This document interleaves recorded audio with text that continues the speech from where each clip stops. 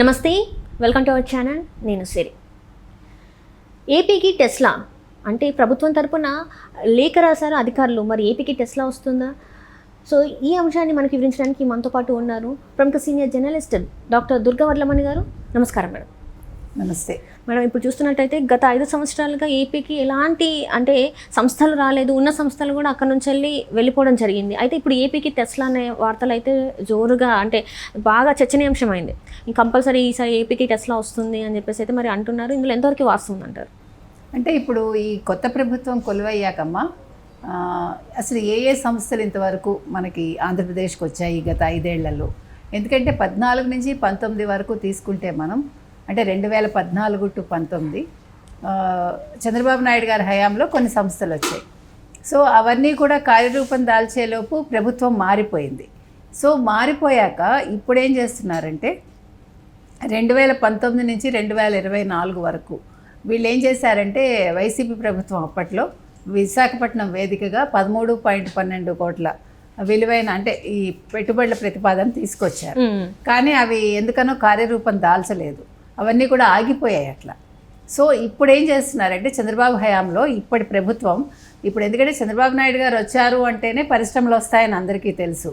మీకు గుర్తుంటే కనుక అయితే వైసీపీ ప్రభుత్వం తరఫున జగన్మోహన్ రెడ్డి గారు ఎన్నికలకు ముందు ఒక ఇంటర్వ్యూలో, అంటే ఒక ఛానల్కి ఇచ్చిన ఇంటర్వ్యూలో, పరిశ్రమలు వస్తే ఉద్యోగాలు రావు, పెట్టుబడులు పెడితే ఉద్యోగాలు రావు, 4 ఏళ్ళు అలాగ వాళ్ళకి చేయబట్టుకుని అలా తీసుకెళ్ళి చేపలు పడ్డ నేర్పిస్తే చేయూత, తర్వాత పానీపూరి బండి, లేకపోతే కూరగాయల బళ్ళు, పళ్ళు, ఆయన రకరకాలు చెప్పారు. మీకు తోపుడు బళ్ళు పెట్టించాలి, తర్వాత ఇది మటన్ షాప్స్, చికెన్, ఫిష్, ఇవన్నీ కూడా. అంటే ఆయన ఆలోచన అక్కడితో ఆగిపోతుంది. అంతకు మించి ఆయన, ఎందుకంటే ఆయన అసలు ఒక వ్యాపారస్తుడు కాదు, అంతకంట మనం ఎప్పుడు చెప్పుకునేది ఆయన ఒక రాజకీయ నాయకుడు కాదు, అంతకంట చదువుకున్నారు. కానీ అంటే ఒక రాష్ట్రాన్ని ఎలా అభివృద్ధి చేయాలి, ఒక రాష్ట్రానికి కావాల్సింది ఏంటి, యువతకు కావాల్సింది ఏంటి, అసలు ఏ రకంగా పెట్టుబడులు తీసుకురావాలి అనే దాని మీద ఆయనకు దృష్టి లేదు. నిన్న చూసామంటే అసలు తాడేపల్లి ప్యాలెస్ ముందు అందరూ ఆశ్చర్యపోయేలాగా, అసలు ఏంటమ్మా అదంతా కూడా టెక్నాలజీకి సంబంధించి, అంటే ఎవరు రాకుండా వాళ్ళు బుల్లెట్ ఇవి కానీ అసలు ఒక్కొక్కటి చూస్తే కళ్ళు తిరిగిపోతున్నాయి.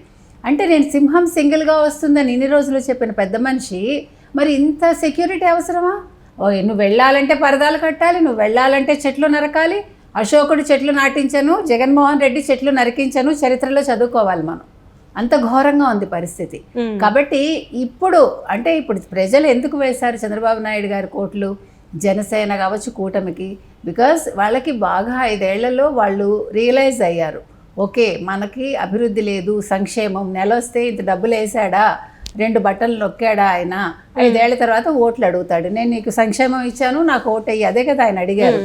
సో ఆ ప్రజలకు ఒక జ్ఞానోదయం అయింది కాబట్టి చంద్రబాబు నాయుడు గారికి ఇచ్చారు. చంద్రబాబు నాయుడు గారు ఏం చెప్పారు? అభివృద్ధి, సంక్షేమం 2 పక్కపక్కన ఉండాలి. ఒక్క సంక్షేమం ఉంటే సరిపోదు. సంక్షేమం వల్ల అంటే మనకి నష్టం, అంటే మొత్తం ఆర్థిక భారం అంతా కూడా ప్రభుత్వం మీద పడుతుంది.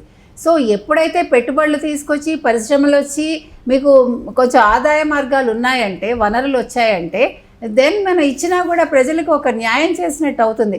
అంటే ఇప్పుడు సంక్షేమాలు కింది తరగతి స్థాయి వాళ్ళకి ఇస్తారు కాబట్టి, ఇప్పుడు మధ్యతరగతి కావచ్చు, లేకపోతే పైనున్న వాళ్ళకి, పై తరగతి వాళ్ళకి కావచ్చు, ఇక్కడ మనం మాట్లాడేది క్యాస్ట్ కాదు, మనం ఉద్యోగస్తుల విధానం చెప్తున్నాం అంతవరకే. సో వాళ్ళకు కూడా న్యాయం చేయాలి కదా. వాళ్ళు ఏమంటారు, మేము కట్టిన ట్యాక్సులతోటి మీరు సంక్షేమాలు ఇస్తున్నారు అంటారు. కాబట్టి ఇవన్నీ దృష్టిలో పెట్టుకుని, ఇప్పుడు మీకు ఇంకా గుర్తుంటే కనుకైతే జగన్మోహన్ రెడ్డి ప్రభుత్వంలో ఆ హయాంలో, అంటే నాకు ఒక వ్యక్తి నచ్చడు, ఆ వ్యక్తి నా కళ్ళ ముందు ఉండకూడదు, లేదు నాకు ఒక వ్యక్తి నచ్చడు, ఆయన బిజినెస్ రాష్ట్రంలో ఉండకూడదు, మరి ఇటువంటి వ్యక్తి అసలు ముఖ్యమంత్రిగా పనికొస్తాడా? అది ప్రజలు అప్పట్లో తెలియక వేశారు. వాళ్ళు ఒక్క ఛాన్స్ అనేసరికి వాళ్ళు ఇదైపోయారనమాట. వాళ్ళు అయిపోయి వేశాక అమర్రాజా బ్యాటరీస్ని పంపించేశారు. మన అందరికీ తెలుసు అది. టెస్లా వస్తుందంటే టెస్లాకి ఆయన స్థలం చూపించలేదు. ఇవన్నీ కూడా జరిగాయి. సో ఇప్పుడు అప్పుడే ఏ మైనస్లు జరిగాయో ఇప్పుడు వాటిని ప్లస్గా మార్చుకుని, ఇప్పుడు ఎకనామిక్ డెవలప్మెంట్ ఫోరం ఉంది, వాళ్ళు ఏం ఆలోచిస్తున్నారంటే, ఎకనామిక్ ఫోరం బోర్డ్ వాళ్ళు ఏం ఆలోచిస్తున్నారంటే, ఇప్పుడు ఎలా పెట్టుబడులు తీసుకురావాలి, గతంలో అసలు ఏ సంస్థలు వస్తాయన్నాయి అంటే 2014 to 19 తర్వాత 19 to 24 ఏవి వస్తాయంటే వీళ్ళు వెనక్కి పంపించారు, ఏవి పెట్టుబడులు పెట్టాయి, ఏవి పెట్టలేదు. ఇట్లా ఇప్పుడు వాటి మీద దృష్టి పెట్టి కంపల్సరీగా అంటే ఇప్పుడు ఏమేమి మనం తీసుకురావచ్చు, ఎంతవరకు మనం అంటే పరిశ్రమలు నెలకొల్పి మనం ఉపాధి ఇవ్వచ్చు యువతకి. ఎందుకంటే ఆయన చెప్పిన కాన్సెప్ట్ కూడా అదే కదా.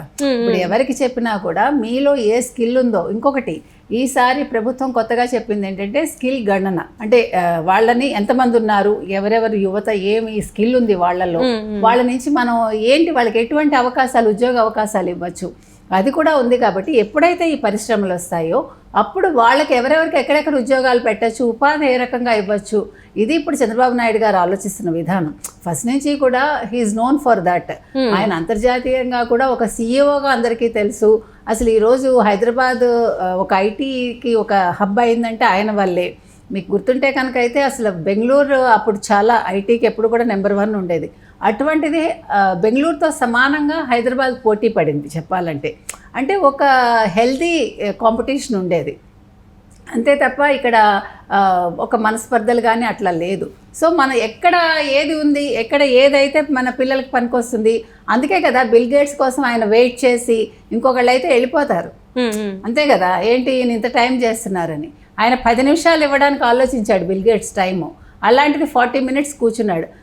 అది సామర్థ్యత, అది సమర్థత ఒక మనిషిలో ఉండేది. ఆ సమర్థత వల్ల ఆయన ఈ రోజు ఇంకొక విషయం అండి, అసలు ఇప్పుడు టెస్లా ఎందుకు రావాలి? ఎస్ ఆఫ్ కోర్స్ టెస్లా వస్తే మనకి డెఫినెట్గా ఆంధ్రప్రదేశ్ యువతకి ఉద్యోగాలు వస్తాయి. ఇంకొకటి ఈయన ఎన్ని ఐటీ ఉద్యోగాలు తీసుకొస్తే, ఎంత ఐటీ కంపెనీని విస్తరింపజేస్తే అంత. ఆయన ఇంకొక మాట కూడా చెప్పారు ఎన్నికల సమయంలో, యువతకి ఏం భరోసా ఇచ్చారంటే, నేను మీ సొంత ఊళ్ళో మీరు ఉండి మీరు వర్క్ ఫ్రమ్ హోమ్ చేసేలాగా చూస్తాను, లేదు మీకు చుట్టుపక్కల నేను ఉపాధి అవకాశాలు కల్పిస్తాను, ఐటీ కంపెనీలు తీసుకొస్తాను అని చెప్పారు. కాబట్టి అంటే దిస్ ఈజ్ వాట్ మనం ఏది కూడా అంటే కొద్ది కాలంలో ఏంటి ప్రయోజనాలు ఆలోచించకూడదు. ప్రతిదానికి మనకి ఒక లాంగ్ రన్లో ఇది ఏ రకంగా మనకి పనికొస్తుంది.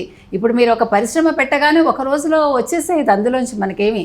కాకపోతే ఇప్పుడు ఒక మొక్క నాటుతామమ్మా, ఒక విత్తనం వేస్తావు, మొక్క అవుతుంది, మొక్క చెట్టు అవటానికి ఎంత టైం పడుతుంది? ఇప్పుడు మనం ఆలోచించాల్సింది ఏంటి, అసలు నిజంగా జగన్మోహన్ రెడ్డికి బుద్ధుడు ఉంటే చెట్లు ఎట్లా నరకడు. చెట్లు పర్యావరణాన్ని పరిరక్షిస్తాయి, మనకు ఆక్సిజన్ ఇస్తాయి. మనకి అసలు మనకి కరోనా వచ్చాక కూడా బుద్ధి రాలేదంటే మనుషులకి మనం ఏం చెప్పాలి? చెట్లు అనేది ఎంత మనకు ఉపయోగపడతాయి. అలాంటి చెట్లను నరకటం అంటే నిజంగా ఒక ప్రాణిని మనం చంపినట్టే.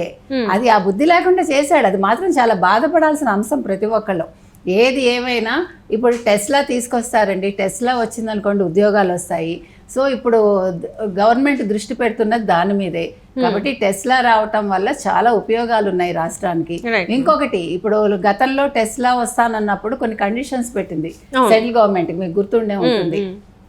మీ ఫస్ట్ 500 million అయితే మాకు ఇదేంటి 12% ఏదో మాకు మీరు ట్యాక్స్ తగ్గించాలి, ఇట్లా అంతా కొన్ని కండిషన్స్ పెట్టింది. మేము ఇంత 12,000 కార్లు అయితే ఇంత, అట్లా కొన్ని వాళ్ళు లెక్కలు ఇచ్చారనమాట. సో ఏది ఏమైనప్పటికీ ఈ రోజు కనుక నిజంగా చంద్రబాబు నాయుడు గారు టెస్లా తీసుకొస్తే అది ఆయన గొప్పతనమే కాకుండా యువతకి తప్పకుండా ఒక ఉపాధి మార్గాన్ని అయితే చూపిస్తుందండి. సో మనందరం కూడా చాలా కంపెనీలు రావాలి త్వరితగతిని. ఇప్పుడు ఐటీ మినిస్టర్గా లోకేష్ గారు కూడా ఉన్నారు కాబట్టి ఐటీ కంపెనీస్ కూడా చాలా రావాలని కోరుకుంటున్నాను. Right madam, right. Thank you so much.